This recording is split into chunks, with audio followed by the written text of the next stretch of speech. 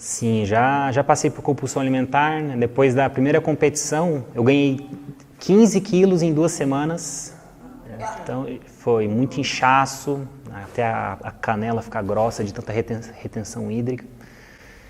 Por isso que eu sou muito contra o termo dieta, né? Hoje, quando alguém vem fazer uma consulta comigo, eu nem falo em questão de dieta, e sim uma mudança gradual na alimentação, sem proibir nada. Porque se você proíbe, a pessoa come isso, ela sente um grande sentimento de culpa, aí às vezes ela tem medo de ser julgada pelo profissional, pelo nutricionista, né? Então não vale a pena a gente proibir nada, né? E falar assim a palavra preferir ou evitar. Eu falo bastante, por exemplo, evite o consumo de embutidos, por exemplo, presunto, peito de peru, salame e mortadela. Mas por que evitar esse alimento que é considerado ultraprocessado? Porque se você compra uma carne no supermercado, ela vai durar 3 dias na sua geladeira. Depois ela começa a ficar bem escura e não dá para fazer mais. Agora você pensa, o peito de peru ele aguenta 2 meses, né? Então o que é colocado no alimento para ele durar 2 meses e nem está congelado? Então é uma quantidade de químicos muito grandes, conservantes, né? Inflamam o nosso intestino. Então, por exemplo, você vê que muitas pessoas têm problema com o glúten e com a lactose, é porque elas nascem com uma alimentação inflamatória e elas permanecem com essa alimentação inflamatória por décadas, 20, 30, 40 anos, até querer mudar. Eu não tinha tolerância à lactose e de repente eu virei vegana. E quando eu tentei voltar a comer leite, eu não consigo mais comer. Tipo, meu corpo rejeita qualquer derivado de leite. Isso acontece, é normal? Então, isso é normal quando uma pessoa, por algum determinado motivo, ela retira completamente um alimento, aí o seu intestino ele para de produzir essa enzima digestiva. Então, por exemplo, você pode testar, suplementar a enzima lactase. Já experimentou isso? Não, eu não queria testar, eu queria saber se era só coisa da minha cabeça, se isso realmente acontecia. Não, isso realmente acontece. Então, se um dia você quiser voltar a consumir laticínios, né, você teria que estar incluindo gradualmente na sua alimentação. Muitas pessoas condenam a lactose, condenam o glúten. O ser humano ele não precisa, né? Se for estudar a história, mas o ser humano ele não precisa, mas ele pode comer tranquilamente, desde que ele tenha uma boa saúde intestinal.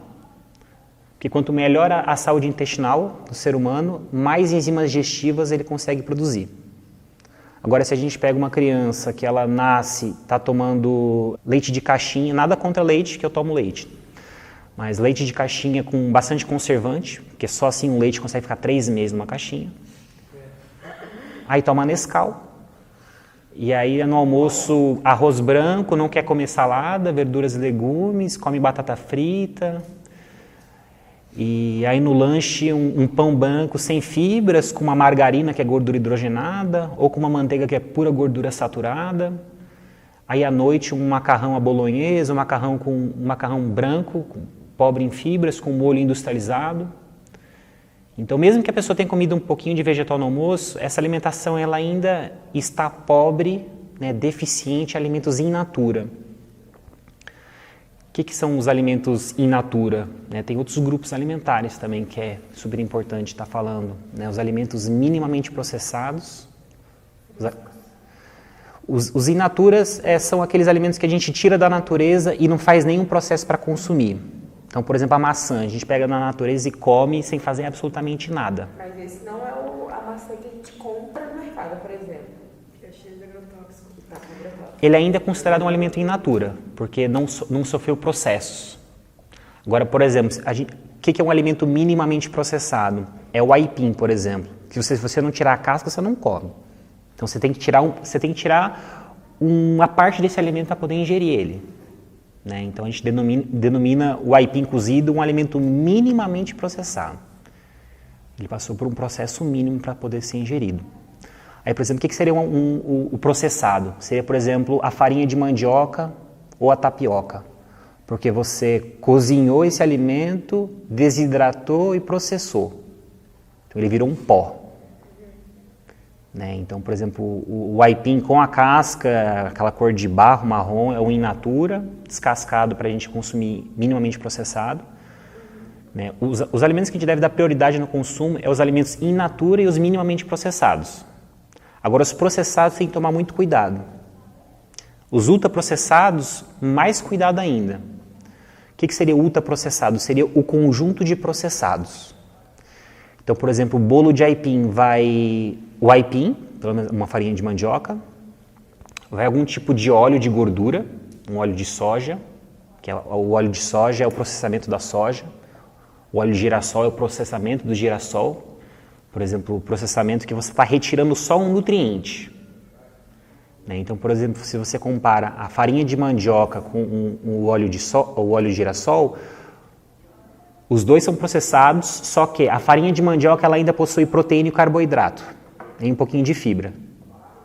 Agora, o óleo de girassol é só gordura, é 100% gordura do girassol. Pode falar.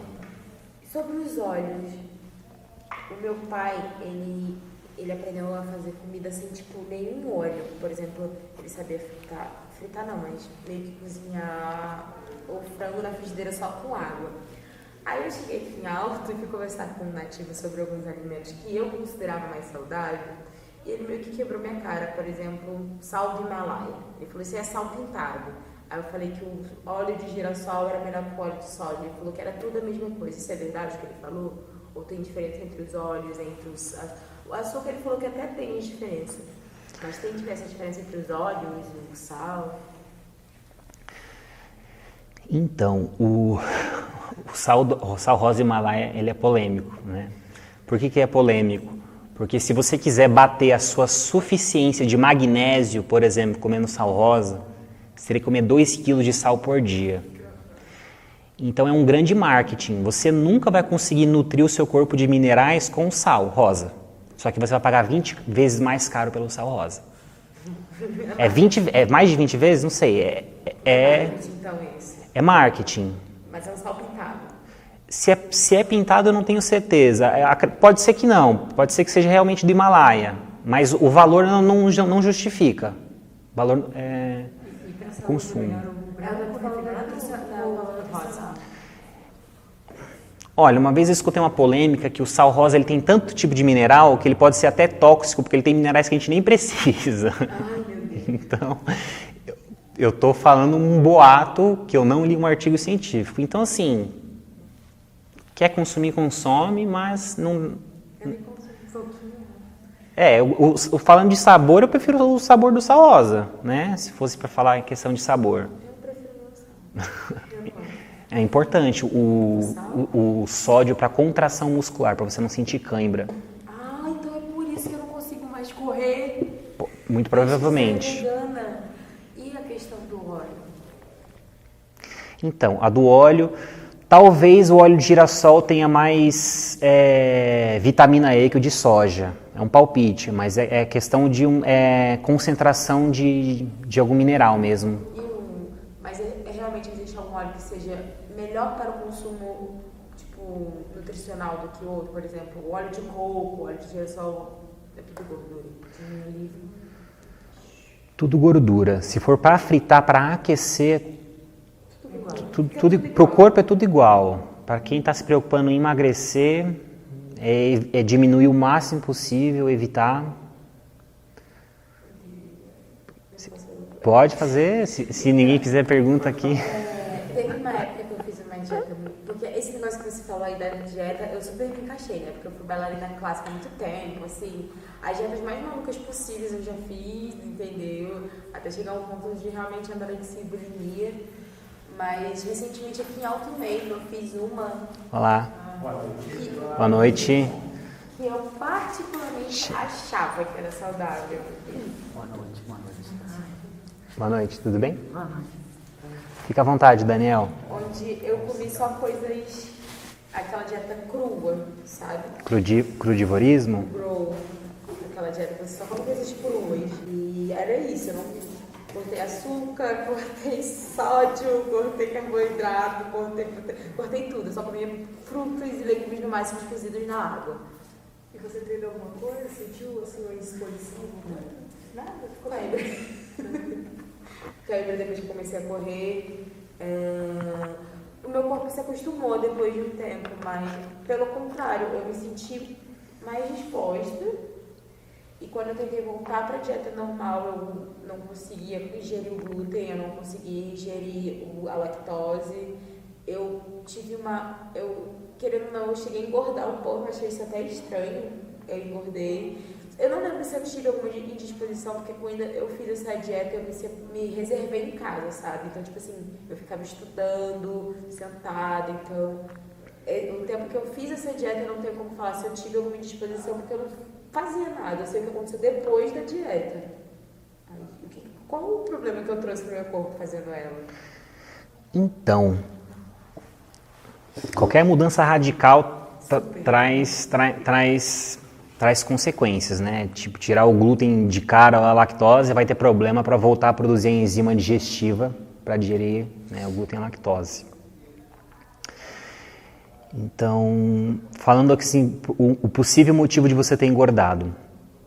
Como faltou proteína, você está perdendo músculo. O motivo de o peso mudou? Aumentou de peso também? Só foi o peso, não foi tipo físico. Eu não vi. Foi só na balança que aumentou. Eu não vi esse. Aumentou, mas não foi muito. Mas eu que sou neurótica com peso, foi uns de 3 a 5 quilos. Mas eu não vi isso. Aí eu entrei pra academia. Aí eu vi uma mudança no físico. Ganhar esse peso foi meio estranho. Teria que avaliar exatamente tudo que você ingeriu. Mas só de alimentos crus é estranho.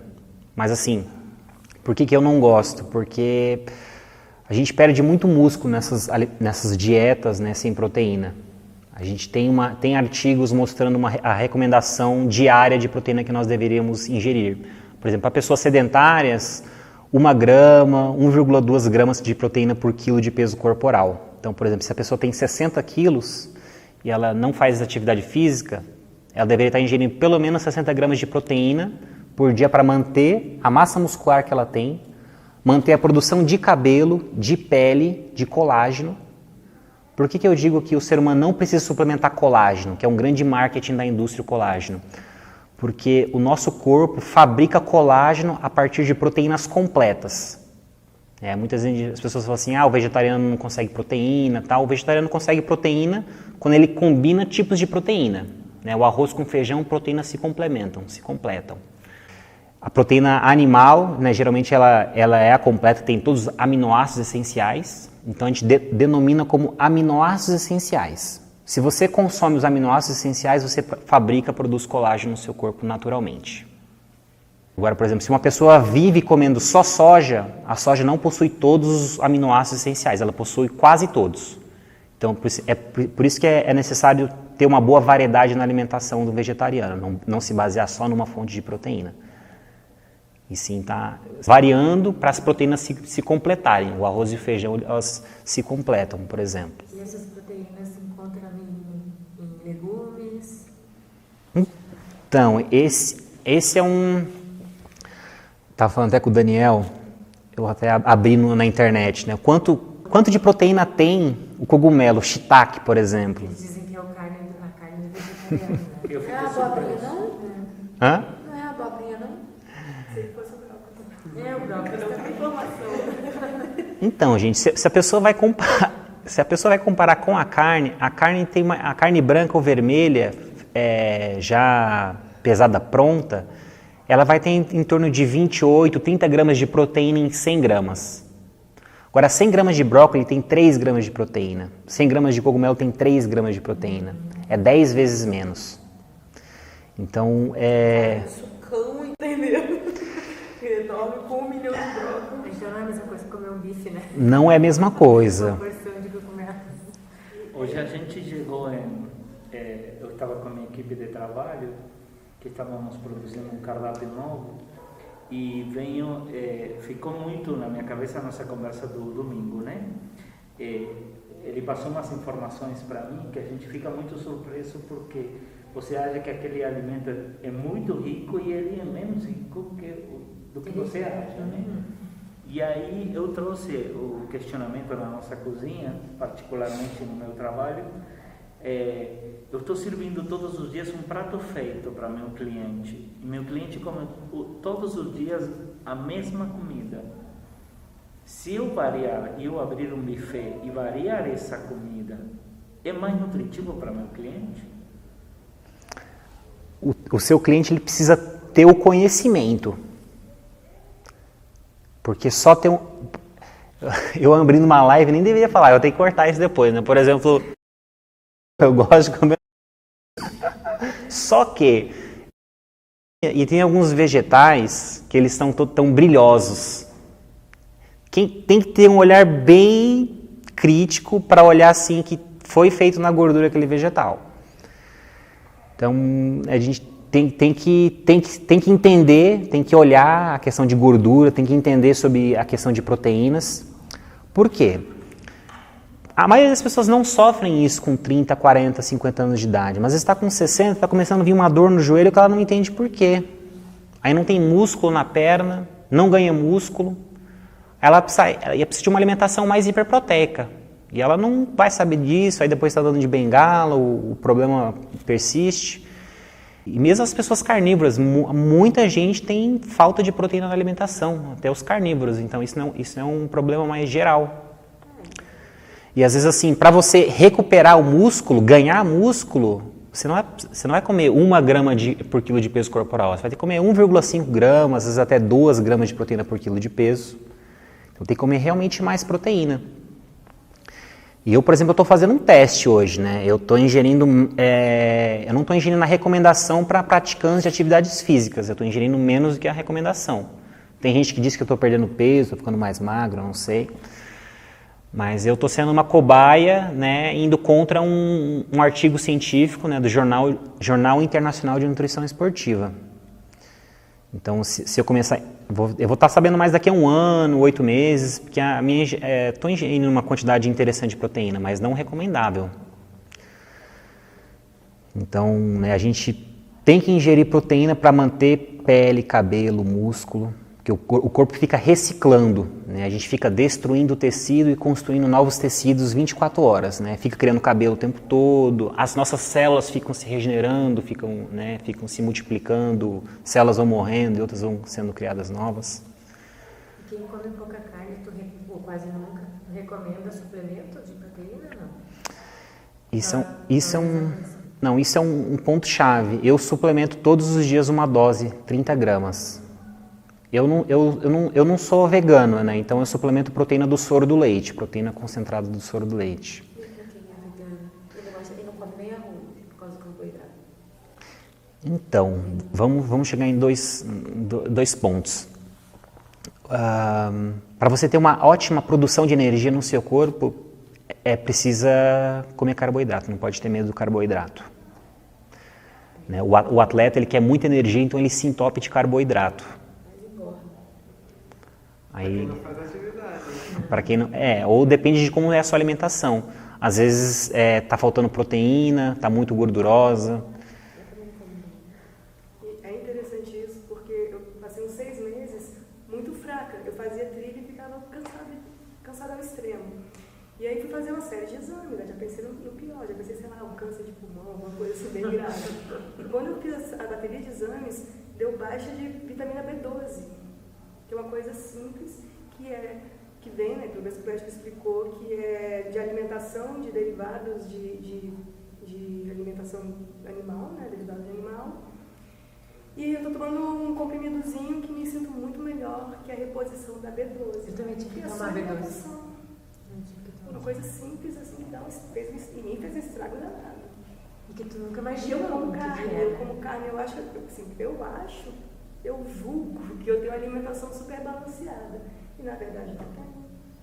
Ele explicou que o que eu como de carne ainda é pouco para o tanto que o meu corpo precisa pelo gasto. Então, esse negócio da vitamina B12 é problemático. Eu não senti nenhum problema e resolvi, por desencargo de consciência, suplementar a vitamina B12. Hoje eu estou suplementando pela primeira vez. E eu tenho um livro dessa grossura só sobre vitamina B12, que diz que o limite mínimo do laboratório, ele deveria ser o dobro. Então as pessoas, muitas, elas estão desenvolvendo problemas neurológicos por deficiência de vitamina B12, né, mesmo dando normais. O que eu quero dizer? Que o nível de vitamina B12 da pessoa deveria ser, no mínimo, o dobro, né, a mais do que está no valor de referência de laboratório comum. Oi? O que é a B12? Ele se encontra? O que ela faz para o corpo? Então, tem um complexo B, né? As vitaminas do complexo B participam do metabolismo energético, produção de energia, né? Tem um ciclo de Krebs, é um nome técnico de bioquímica, mas é uma das vitaminas que é necessário para gerar e produzir energia. Agora, todos os alimentos são, os que dizem que são fontes de B12 ainda são baixos em B12, é difícil ter uma alta... Carnes, ovos... E isso pode desenvolver problemas neurológicos, parar de comer isso? Deficiência em B12, sim. No caso, não que você precisa comer carne, mas eu não estou comendo carne, então por desencargo eu estou suplementando B12. Mesmo sem apresentar nenhum problema e nenhuma fadiga. Então, mesmo que eu não queira fazer uma dieta para emagrecer, para eu ter um estilo de vida, eu precisaria, por exemplo, conversar com um nutricionista para fazer uma reeducação alimentar para ver aonde eu precisaria suprir algumas necessidades que eu estou tirando sem saber.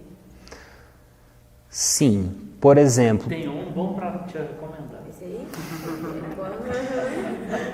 Então, ó... Eu gosto dele, eu gosto desse aí. Para as mulheres, por exemplo, se uma mulher está falando para mim que ela não comeu feijão e nem semente de gergelim num dia, não está no hábito dela, está com deficiência em ferro. Tá? Isso a pessoa não... As pessoas... Vamos chegar lá. A pessoa não precisa fazer exame de sangue. A pessoa diz... O nutricionista tem que ter essa habilidade, né? Você fala alimentação para ele, se ele tem uma prática... Você fala a tua alimentação para ele vai saber o que você está deficiente e o que não está. Tem gente que prefere endócrino, gastar R$600 com uma pilha de exame de sangue. Não precisa. Uma coisa simples que você falou outro dia para mim, né? Eu fiz uma consulta com ele e ele falou a cor da minha urina. E uma coisa que eu um hábito, assim, não presto atenção. E agora eu já estou prestando atenção, né? Então, assim, às vezes o mesmo corpo, ele vai te dando pequenas alertas, né, do que precisa, do que está faltando, o que está sobrando, né? Eu acredito também que o corpo ele consegue dar, se a gente estiver presente para perceber, né? Sim. Às vezes a gente come e não tem fome, né? Sim. E é uma fome irreal, né, talvez. Essa é uma boa pegadinha. Muitas vezes... Como eu conheço muito meu corpo e já calculei dietas 300 vezes, tem muitas vezes que eu estou sem fome, mas eu como porque eu sei que meu corpo precisa de calorias. Porque às vezes você está em êxtase, está muito feliz, e aí tua serotonina está tão alta que você não está nem aí, você só quer curtir, mas o teu corpo às vezes precisa de energia para você manter, né, o teu corpo, porque amanhã vai chegar, né? Então a gente está sempre... O alimento repõe energia. E não só essa questão da energia, mas dos nutrientes, né? Por exemplo, a necessidade de ferro. A gente tem que ter essa preocupação de estar constantemente se alimentando para a gente conseguir, né, suprir as nossas necessidades diárias de nutrientes. E em uma idade como essa aqui, 12 anos, libera tudo, balança, tira mais de uma coisa, tira mais do outro. Como é nessa idade? Então... Eu como pai de 2 adolescentes, pré-adolescentes.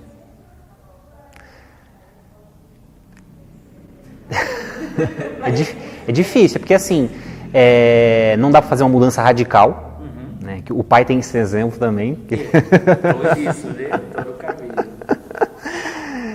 E é que tem que ser uma mudança bem gradativa, tem que partir do interesse dela também, eu não acho interessante forçar alguma coisa.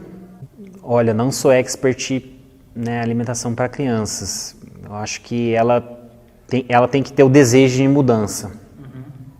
né? Porque nessa idade não sente, ou não sente a necessidade, né, de mudar a alimentação.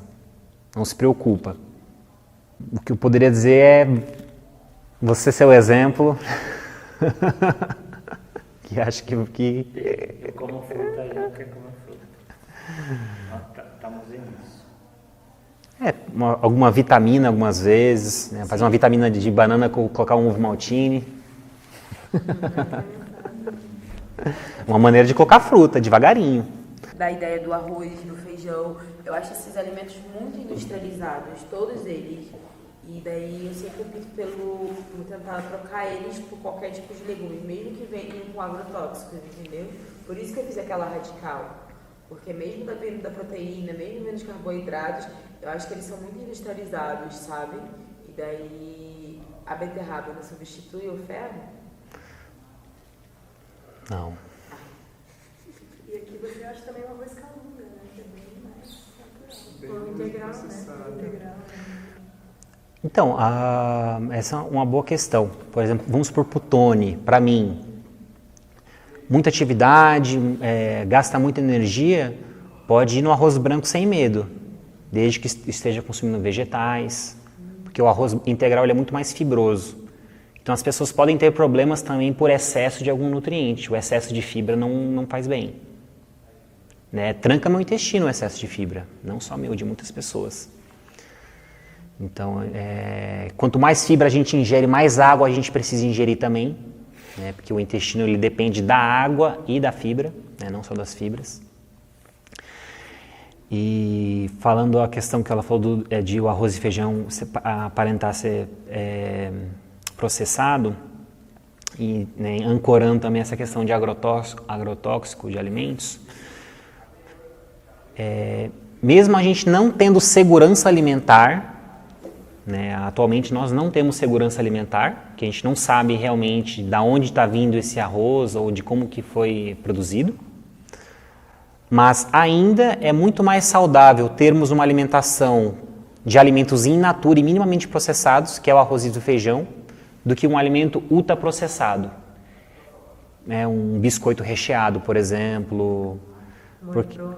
Molho pronto. É que assim, a realidade da nossa alimentação, ela é excessivamente processada e ultraprocessada, ao invés de ser excessivamente in natura e minimamente processado.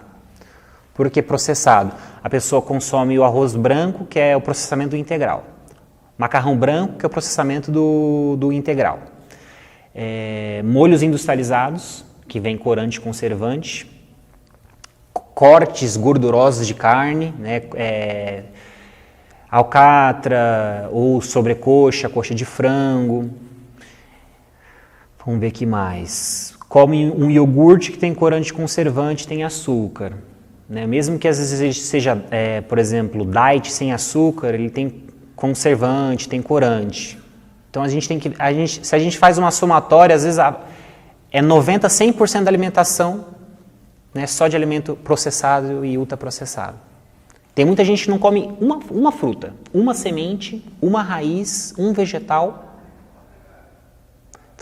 O teu filho comeu algum vegetal, uma fruta hoje, alguma coisa? Não come salada, não. Aqui eu comi umas 2 bananas. 2 bananas? Ó, parabéns. Obrigado, só falando. Então, se a gente vai calcular, né? 5 refeições diárias, uma refeição por dia foi de alimento in natura ou alimento minimamente processado. Né? Então, se a gente tem 20% da nossa alimentação saudável, deveria ser ao contrário, né? 80% saudável e 20% mais inflamatória, mais livre, dependendo do caso, que tem pessoas que precisam de um tratamento mais agressivo no sentido de um pouco mais de restrição desse tipo de alimento. E claro que também não dá para cobrar, porque hoje eu também trabalho muito mais com essa questão de leves mudanças na alimentação, como reeducação alimentar. É bem polêmico a gente falar assim, ó, parece que eu fui em 2 lugares diferentes, né? Fala que a pessoa ela teria que se restringir mais, mas eu trabalho de outra forma. Para não ser drástico. Não dá para ser drástico. A pessoa tem que ter a consciência que ela precisa mudar. Porque senão ela vai dizer, não quero fazer, é melhor começar a fazer, senão eu não faço nada. Exatamente. O paladar tem memória, né? Tem. Se eu como doce no início do dia, já vai ser que vai estragar o meu dia inteiro. Eu prefiro comer à noite, porque aí já vou ficar 10 horas sem comer, 9, 8, né? Esse jejum noturno. E aí já dá aquela mudada pro corpo. Porque se a gente come um chocolate agora, vai comer um brócolis, não tem como. Não. Né? Eu às vezes acordo com muita vontade de comer um doce, eu como um doce, eu nem almoço mais. Façam perguntas. E esse jejum que você falou agora à noite, benefícios? Então, o jejum intermitente de 16 horas sem se alimentar, não gosto, eu não sou a favor. Quer ficar até meio-dia, a noite inteira e mais até o meio-dia sem comer, né? Tem gente que vai até 2, 4 horas da tarde, né? E os de mais de um dia? Tipo, 5 dias. Então, é um princípio parecido, né? A questão do jejum. O jejum de 8 horas noturno é o normal, né? A gente janta, dorme, né, para fazer a próxima refeição. Mas assim, o jejum ele é uma estratégia interessante para um obeso, por exemplo, que está com muita compulsão alimentar, não está conseguindo se controlar com a comida. Então ele fazer o jejum vai facilitar ele a sentir menos fome e diminuir os episódios de compulsão alimentar. É uma estratégia temporária para um grupo específico de pessoas. Agora, no geral, a gente fica 24 horas do dia construindo cabelo, construindo pele, reconstruindo tecido muscular. Quem faz exercício físico de força ainda, que faz o exercício, a musculação, rompe a fibra muscular, o tecido. O músculo ele não cresce no exercício, ele cresce no descanso, né, na reconstrução de tecido muscular. Então, se você para de consumir proteína por 16 horas, isso vai afetar a reconstrução do seu músculo, porque você não vai estar dando mais proteína para o seu músculo. Outro ponto bem importante. Não tem muitas vezes a gente come muito numa refeição e fica sonolento, fica pesado, fica cansado. Por quê? Porque a gente está comendo mais do que a gente deveria. E quem faz grandes jejuns vai comer uma quantidade de calorias muito maior em 2 refeições, por exemplo. Então, por exemplo, fracionar a alimentação, dividir as calorias em 5 refeições, para o estômago é muito saudável, porque você não vai estar estressando o seu estômago, né, jogando um monte de comida, muita caloria de uma vez só. Tem um povo, né, chamado Blue Zones, um lugar do planeta que as pessoas vivem, né, em média 100 anos de idade, até mais de 100 anos. Qual que é a prática que eles fazem? Eles consomem 5 refeições diárias e eles comem até 80% da capacidade do estômago. Sentiu que já chegou no 80%? Para de comer. Se você come até 80%, você consegue fazer uma caminhada leve. Você não joga todo o sangue do seu corpo para o estômago para fazer digestão. Porque, por exemplo, se você come muito e acontece uma emergência, você vomita, né? Praticante de musculação que vomita em treino é porque comeu muito antes de treinar. Pessoas que têm problemas, né, no mar, esses acidentes, né, aquáticos, é porque ingeriu mais do que deveria, né, na refeição antes de fazer essa atividade. Porque o sangue está concentrado no estômago fazendo a digestão. E aí, por exemplo, você começa a treinar braço na musculação, muita força. Aí você faz tanta força que você começa a recrutar o peito, as costas, você faz aquela força enorme. Aí o corpo tira o sangue que está no seu estômago para jogar para o músculo que está sendo trabalhado. E aí vem essa indigestão, esse vômito, né? O corpo quer expelir essa comida. Né? Até um pouco clássico, tipo, por exemplo, um caçador comeu muito e vem um tigre na hora, ele vomita para tirar tudo do estômago para conseguir realmente correr, né? Ter essa luta e fuga, né? Essa adrenalina toda. Com certeza. O que a gente pode levar para a trilha que seja leve e nutritivo? E que não precisa levar peso. Assim, eu morro de medo de passar fome na trilha, eu levo um monte de comida desnecessário e volto com a metade. Então, coisas super nutritivas, bem densamente calóricas falando, castanhas, nozes, amendoim, são calóricos comparativamente com chocolate. Então são realmente, para engordar é fácil também, né? Sementes, levar pepita de girassol, pepita de abóbora, ótimo. Uma fruta bem calórica, a banana e a uva são as frutas que têm mais calorias, a manga também, elas são mais ricas em carboidrato. Então, por exemplo, se você quisesse se hidratar por você ter dificuldade em ingerir água, muito bom é melancia, melão, mamão, ameixa, são frutas riquíssimas em água e mais baixos em calorias. Então, uma ótima forma de se hidratar, né, de se alimentar também. Tangerina, ótimo também. Eu vou até reforçar isso na quinta, né, que vai ser mais uma palestra mais voltada para guias, né? Mas, por exemplo, fazer panqueca e levar panqueca, tipo, você é vegana? Não. Uma panqueca, fazer uma crepioca, ovo e tapioca. Aí você pode colocar semente de gergelim, por exemplo, nessa massa para aumentar o valor nutricional dessa refeição, para dar mais ferro, para dar mais fibras também. Porque a tapioca não tem 1 grama de fibra. Né? Se vocês olharem a informação nutricional atrás na tapioca, ela está lá, 0 gramas de fibras. Quanto mais branco é o alimento, mais pobre em nutrientes ele é. Então o gergelim, ovo, já dá uma enriquecida.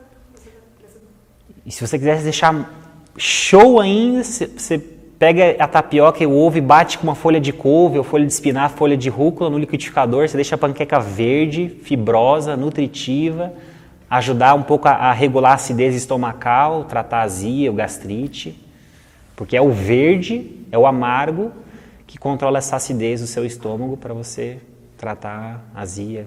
Prevenir principalmente também, né? Que se a gente não se preocupa se a gente não se preocupa, o problema vai chegar depois, né, de alguns anos, de algumas décadas. Obrigada.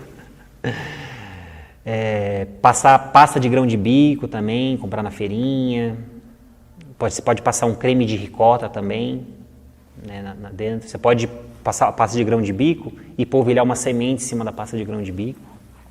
Já segura mais e não é pesado, né? Não é pesado. Fibroso também.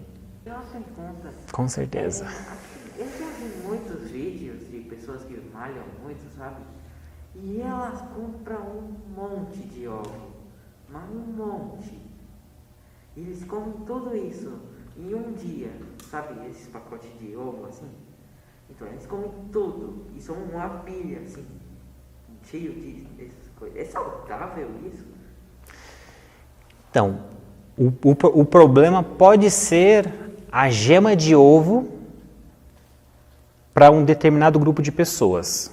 Para qual grupo de pessoas não é interessante o excesso de gemas de ovos? Precisa limitar.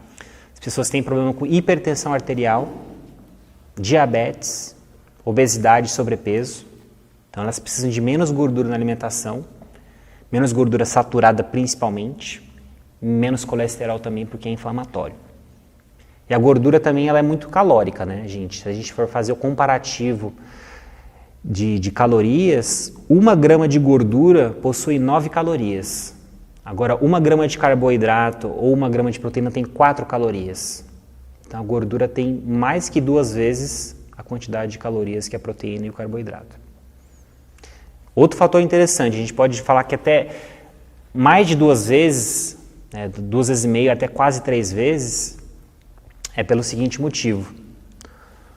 O nosso corpo ele gasta caloria para absorver e digerir comida. Ele gasta energia. O nosso corpo fica 24 horas consumindo energia, manter os batimentos cardíacos, né? Querendo ou não, a gente está consumindo calorias.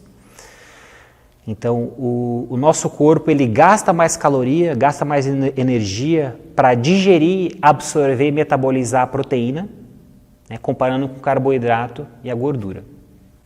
Então o corpo tem um artigo que fala assim que o efeito térmico de 20 a 30% da proteína, o quanto o nosso corpo é influenciado, né, pela ingestão de proteína. Gordura é 0 a 3%. Ou seja, o nosso corpo basicamente ele não gasta energia para digerir e absorver a gordura. Aí as pessoas estão lá consumindo um monte de óleo de coco, extra virgem, que escutou que o óleo de coco é maravilhoso, ou frita na banha de porco, ou abusa de óleos vegetais porque é vegano e esse aqui é um queijo vegano, manteiga vegana, então vamos comer o tempo todo. Aí a gente vê, né, veganos que não conseguem perder peso ou estão com sobrepeso, né, e aí é uma alimentação alta em gordura, baixa em proteína, muitas vezes sedentário, e aí vai continuar com sobrepeso e às vezes nunca vai mudar. Por excesso de consumo de calorias. Oi? Por excesso de consumo de calorias. Sim, pela gordura ela ser muito mais calórica. É mais que o dobro, é muita coisa. Mais que o dobro. E sacia muito menos, né? Vicia o nosso paladar. Isso é o pior, porque a gente bolinho de chocolate. Todos têm vontade de comer pão com manteiga. Né? Manteiga, eu nem tenho em casa. E sobre se alimentar, por exemplo, almoçar, tomando líquidos, por exemplo, Coisas suco, inflamatórias. água. Porque o meu marido, por exemplo, ele não consegue almoçar sem ter alguma coisa para tomar junto. Ele, tipo, engasga, sei lá, não sei se é psicológico. Mas ele almoça normal, mas ele precisa do líquido, é isso? Precisa de um líquido para conseguir digerir. Então, se ele funciona assim, né, a gente não deve... Eu não fico tesourando muito as coisas, né, de quem eu atendo. Às vezes é interessante a gente explicar para dar consciência para a pessoa, para ela entender o que pode estar acontecendo no corpo dela. Se ela está ingerindo líquidos, né, durante a refeição, ela vai diluir o suco gástrico, né, e vai atrasar mais a digestão. Então a digestão dessa refeição vai ser mais lento. E pode dilatar o estômago também, né, aumentar o volume do estômago, que é um órgão expansível. E dependendo se a pessoa come muito, muitas pessoas desenvolvem refluxo gastroesofágico por excesso de volume em uma refeição. Então são essas questões, né, que podem estar acontecendo, que podem estar ocorrendo com ele. Então, por exemplo, a gente tem até minha mãe, né? A manteiga ghee é saudável, né? Esperou vir um problema, não escutou o filho.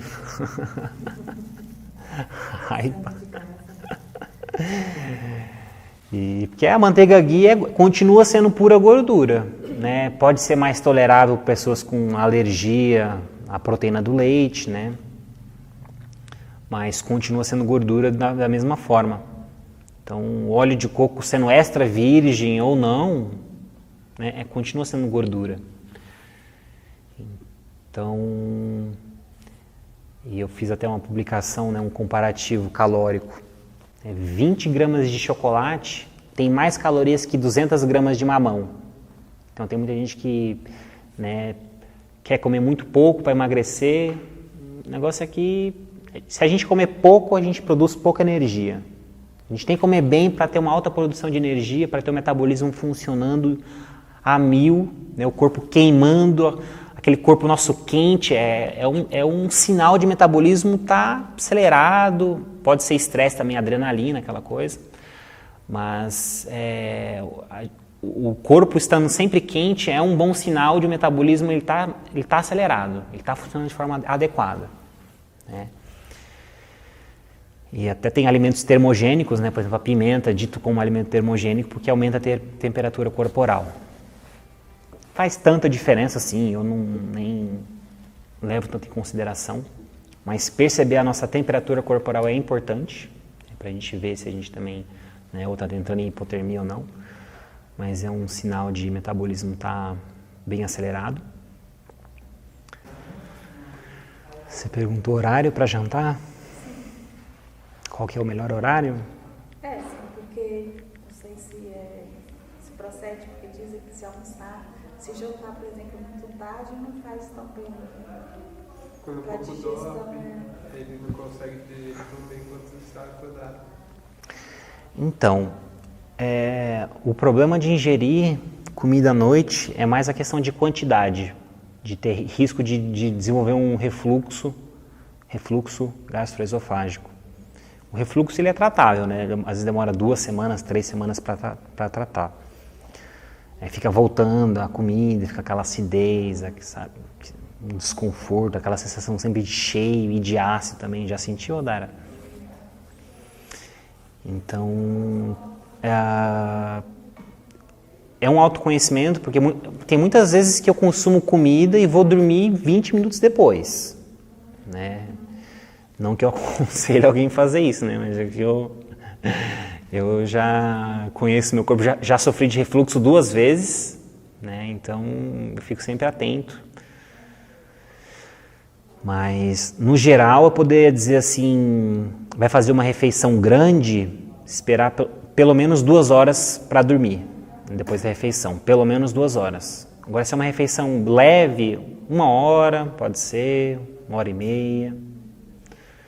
E sobre se a pessoa optar por não jantar. Eu, por exemplo, não gosto muito de jantar.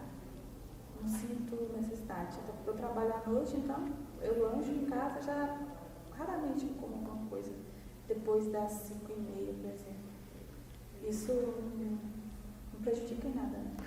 Seria interessante você ainda fazer uma refeição, mesmo que leve. Por exemplo, se você não consumiu frutas durante o dia, seria um ótimo momento para consumir frutas. Se não consumiu vegetais, né, comer uma boa salada com sementes, por exemplo.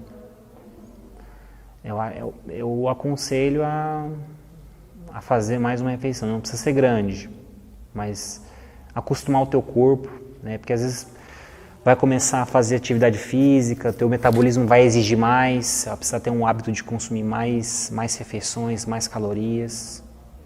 E por exemplo, o ano que vem, eu pretendo assim, fazer alguma atividade física. Esse ano aconteceu tantas coisas assim, que me impediu assim, até uma caminhada assim, eu não deu para mim fazer. Eu senti que eu engordei bastante, mas para o ano que vem eu quero fazer alguma coisa. Por exemplo, de manhã, se eu quiser fazer uma caminhada ou alguma atividade física, qual é assim, um alimento assim, que você indicaria assim, antes de fazer? Então, para quem está iniciando no exercício, pode ser frutas, a fruta que você mais gosta, uma vitamina, um suco verde. Assim, quantos minutos antes, assim? Porque eu também, de manhã, muito cedo, é o horário, assim, que eu tenho mais tempo para mim fazer alguma atividade física. Só que também é o horário que eu sinto menos fome. Assim, quando eu termino de acordar, assim, geralmente eu demoro um pouco para me sentir fome. Tem algum problema se eu me alimentar depois da atividade física? Então, o legal seria você tomar um suco verde, se hidratar antes, né, adquirir o hábito de tomar água ao acordar, líquido é bem importante. É bem importante.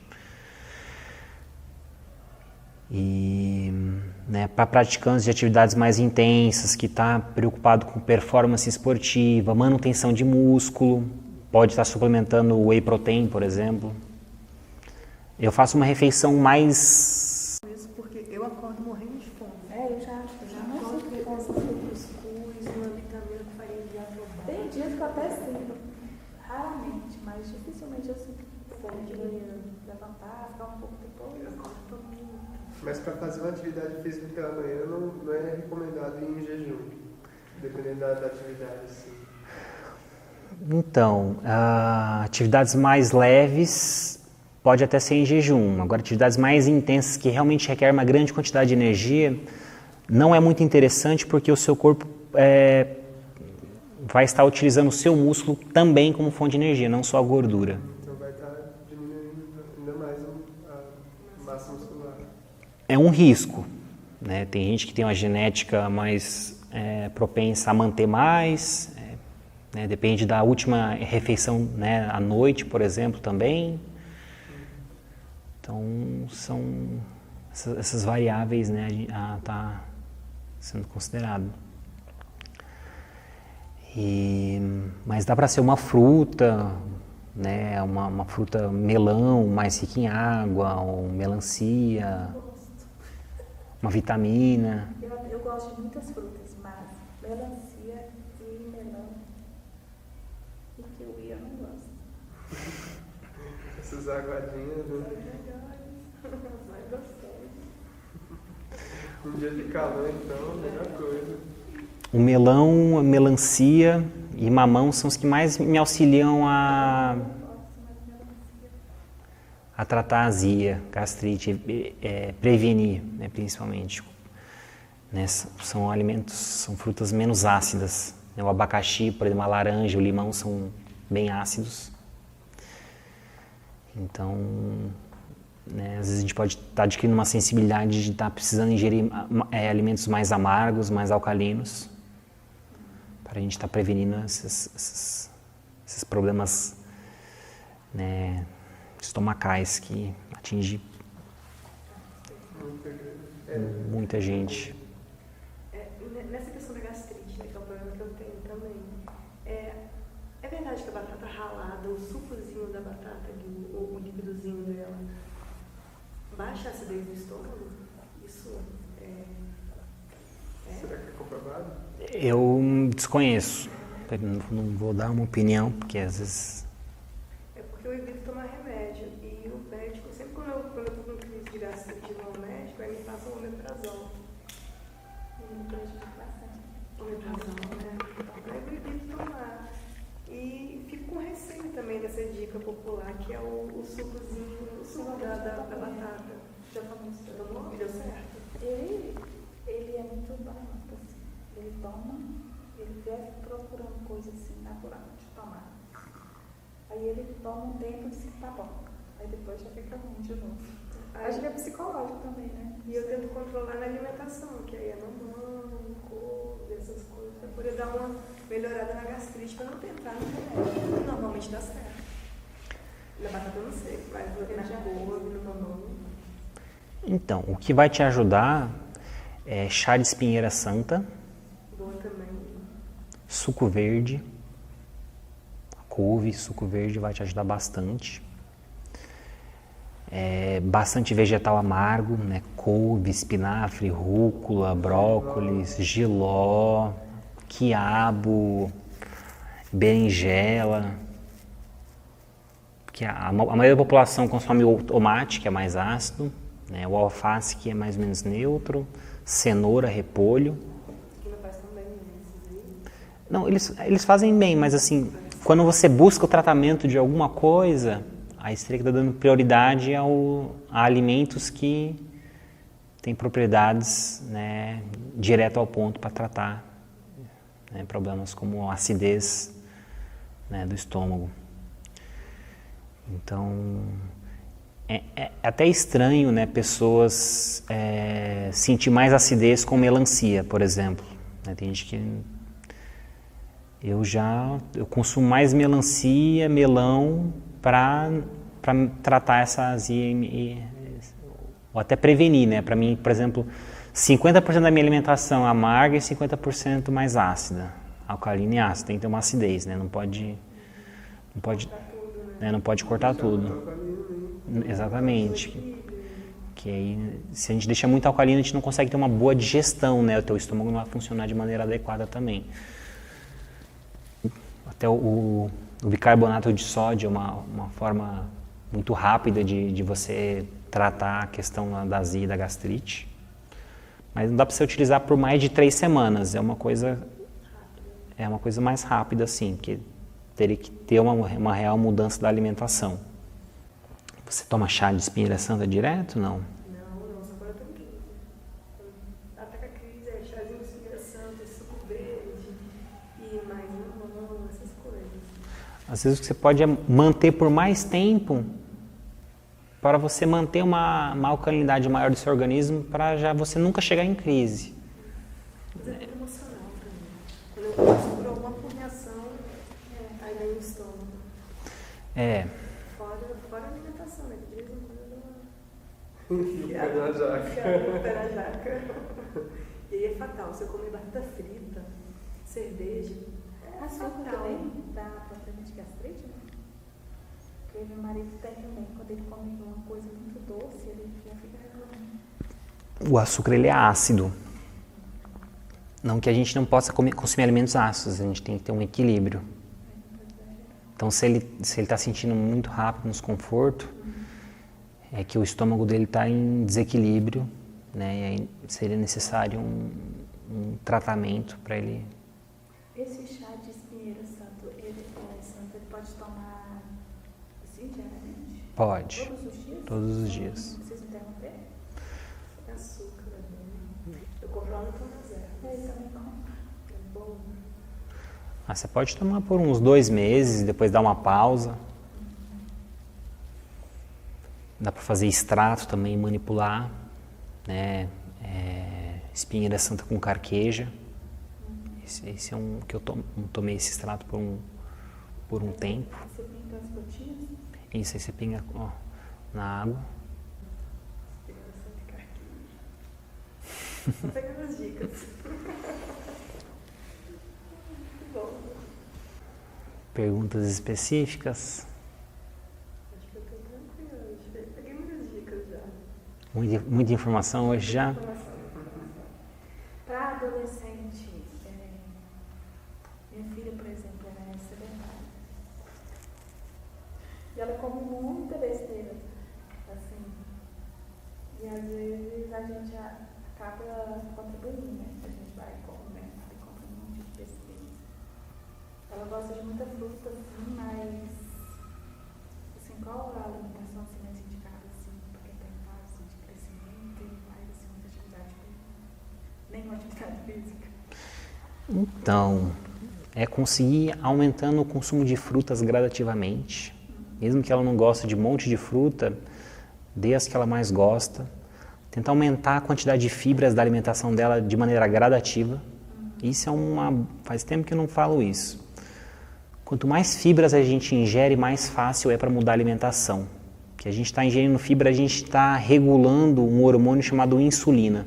O hormônio insulina ele é muito aumentado no corpo quando a gente come algum tipo de açúcar, chocolate. É o hormônio que descontrolado causa diabetes. Então, por que a pessoa tem diabetes? Porque a gente fica estimulando o pâncreas a produzir insulina, fica comendo doce o tempo todo. Aí o corpo fica produzindo insulina. Tem uma hora que ele para de produzir insulina ou as células não reconhecem mais o hormônio insulina. Então a gente tem dois tipos de diabetes, né? Ou o corpo para de produzir insulina ou as células não estão mais sensíveis à insulina. A pessoa está com resistência à insulina. Então a pessoa utiliza metformina. Já escutaram falar esse nome? Metformina é para dar sensibilidade à insulina. Sensibilizar as células ao hormônio insulina. Agora, por exemplo, quem toma o hormônio insulina é porque não produz mais insulina. É diferente. A da canetinha. Que é o hormônio direto, é a insulina. Então a metformina, ela trata a resistência à insulina para a insulina conseguir abrir a célula para chegar aos nutrientes, o açúcar. É porque se o corpo não está sensível à insulina, o açúcar fica na corrente sanguínea e nunca sai da corrente sanguínea. Aí vem os problemas, né? Aquele desmaio, urinando demais, porque tem muita glicose no sangue. Minha sogra tem esse problema, ela já amputou as pernas. Pode dar cegueira também. A diabetes dela é muito alta. Tem vezes que o aparelho não consegue medir. Nossa. Então ela tá 500. Mas ela come ainda açúcar? Não? Como? Infelizmente. A alimentação é utilizada como uma muleta, uma bengala por muita gente. Por isso que eu não restringo, não chego e falo que você está proibido. Porque, por exemplo, para muitas pessoas, a maconha é uma bengala, uma forma da pessoa continuar. Né? Às vezes tem tanta consciência assim, estou fumando demais, virou um vício que é todo dia. A comida também está todo dia. E é uma mudança gradativa. Né?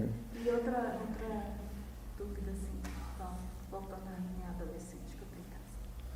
Ela só tem 12 anos, mas às vezes, assim, por exemplo, ela come assim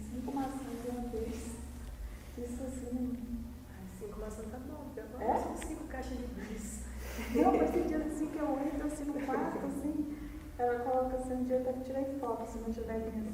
5 pedacinhos de maçã incluidinha. Gente, o que é isso? É exagero demais, né? Não, às vezes o corpo está pedindo mesmo, não precisa se preocupar. A maçã... É in natura, né? Exatamente, é isso aí, ó. É in natura. Ela gosta de bastante frutas, mas também gosta muito de biscoito, essas recheadas, comida que ele faz tão bem. Aí, às vezes, assim, eu fico preocupada, porque é muito exagero. Mas é... Encerradinha, assim, vai lá, pega 5 maçãs. Ou uma caixinha de uva, assim, de uma vez, fica bem maçã. Vai dar mal, eu acho. Não vai ter problema. Eu acho que tem que estimular mesmo o consumo de frutas, né? Como o Tony falou, é alimento in natura. É pensar assim, quantos por cento da minha alimentação é de alimento in natura e alimento minimamente processado? Aí quanto que é de processado e ultraprocessado?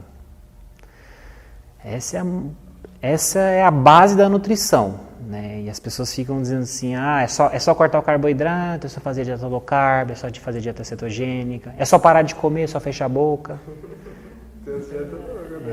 É o senso comum, né? Que eu Antes, assim, um tempo atrás, eu sentia muita necessidade de comer frutas, assim, eu gostava muito, só que eu não sei se agora minha vida é corrida, e eu não tenho tanto tempo, eu já não sinto nem vontade de comer fruta. Eu chego em casa, às vezes eu jogo fora, assim, laranja, banana, maçã, que estraga, assim, que eu não sinto mais vontade, assim, de...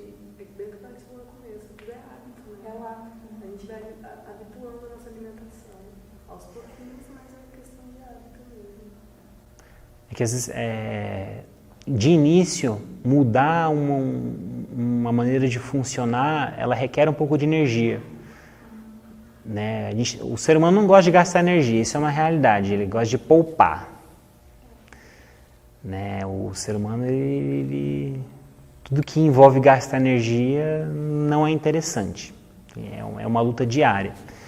Então, às vezes, para você firmar um novo hábito, você tem que insistir um pouco e ir no desconforto.